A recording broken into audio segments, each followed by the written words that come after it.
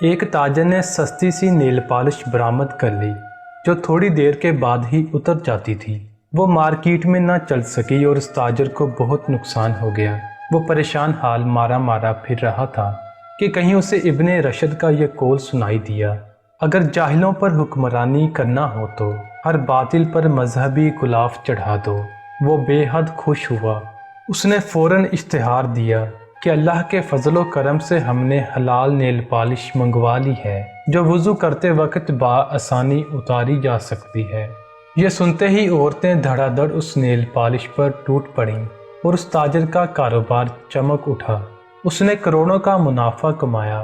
ان پیسوں سے اپنے لیے ایک عظیم الشان محل تعمیر کروایا اور اس کے دروازے پر ایک تختی لگوائی جس پر لکھا تھا، ھذا من فضل ربی۔